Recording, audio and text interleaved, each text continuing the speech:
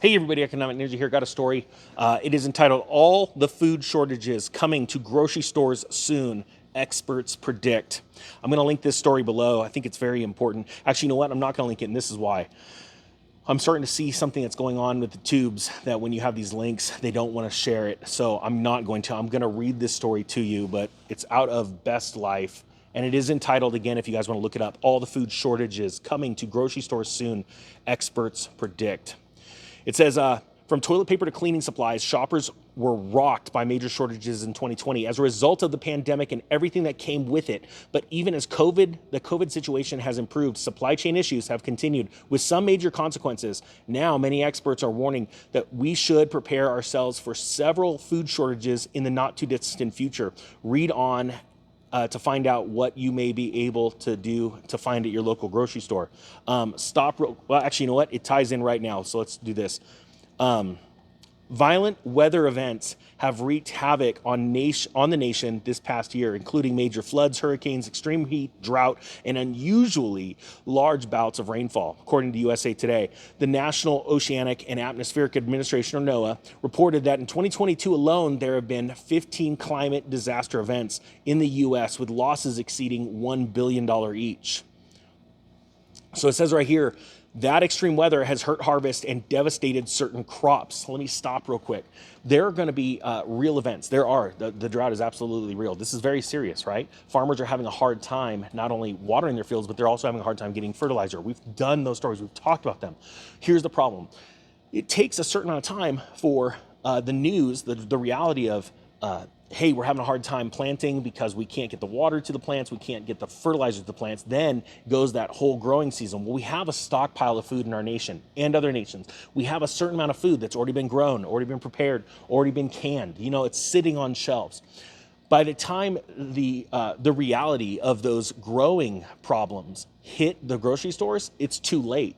And that's why I've been talking for so long since this channel started. The most important thing you could do right now to prepare for an economic collapse is buy some food. Because that's the most important thing during an economic collapse. Why? Because the cost of food not only skyrockets, it disappears. And what you will see is that you storing up 6 months or a year's worth of food for your family, like canned goods, just legitimate real food that you'll eat anyway, right? So that in the event that it hasn't happened in your time frame, right? A shortage happened. All you do is you just swap out the food. You go and buy some more canned green beans, you swap it out with the older stuff, you eat the older stuff. Very, very simple. And honestly, what you're doing right there in the most simple form is you're protecting your food budget from inflation a little bit. You're going out and buying ahead of time as the food keeps getting more and more expensive. Now, those events, these weather events and supply chain events, they're real. Here's the problem. The news and governments can also spin these things and use this to exacerbate the problem and make it worse, because they can turn around and cause, a black flag or black swan event, and they could say, oh, that's why there's no food on your shelves. And you need to trust us, and we'll take care of it. And that is something that's very, very scary to me, because as a population becomes more and more dependent on a government, any government, it becomes more susceptible to horrible things that could happen to them. And we've seen this throughout history. So we don't want to be reliant on the government. We want to rely on ourselves and then take care of ourselves and be ready to help other people. That's how nations become great, not by getting every little handout they can from the government.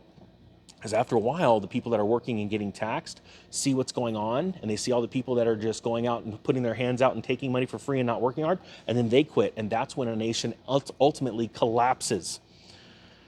That says right here, Erica Kinsner Thomas, PhD and National Program Leader with the U.S. Department of Agriculture, Institute of Food Production and Sustainability, told USA Today that it's becoming more difficult for farmers to adapt to increasingly common weather events. One year, they'll have the best year ever, and then the next year, they'll be hit with a major flooding event or drought, she explained. Let me stop right there also and state that my buddy, Chris Taylor from Financial Prepper, he has been interviewing a gentleman that is in charge of loading grain cars. He has this big operation, and he is the man. He's not only in charge of one huge operation, but like a region. And he knows better than anyone one, what's coming out right now with the soybeans. Regardless if you eat soybeans, soybeans affect everybody, because even if you don't eat products made from soybeans, it is such a big commodity, right? That when it goes bad, something goes wrong in that industry, it affects all kinds of other food industries, okay? And what he has been saying is the crop has failed and it is not coming out properly, and they're literally, I don't remember the percentages, but it was something astonishing, like they're getting like 20% of what they used to get as far as yield.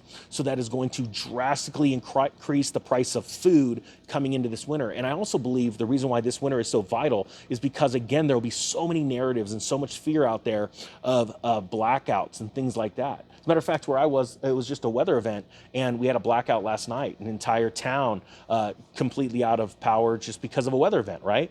Well, the problem is what happens? What's the first thing people do? Is they run down to the stores, they go and try and stock up on items, and then it causes that backlog, that supply chain backup, and it just gets worse and worse and worse. Now, it says right here, the Sacramento Valley of California is just is one of just 4 regions that produce almost the entire U.S. rice crop. Think about that. Just 1 out of 4, but it produces that much. California is the main producer of both medium grain rice and short grain rice, according to the USDA.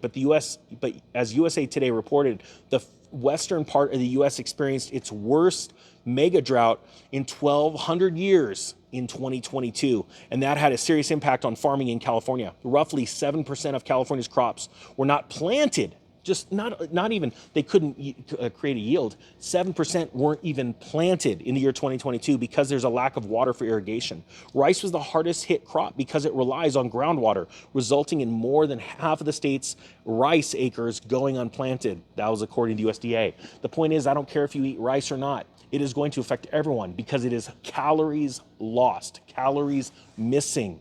All right. Another thing I want to warn people about is when governments step in and they start to stockpile food. And we've seen this before with ammunition and other things where governments come in and they start stockpiling it, and then the common man or woman cannot buy it, or because the prices skyrocket.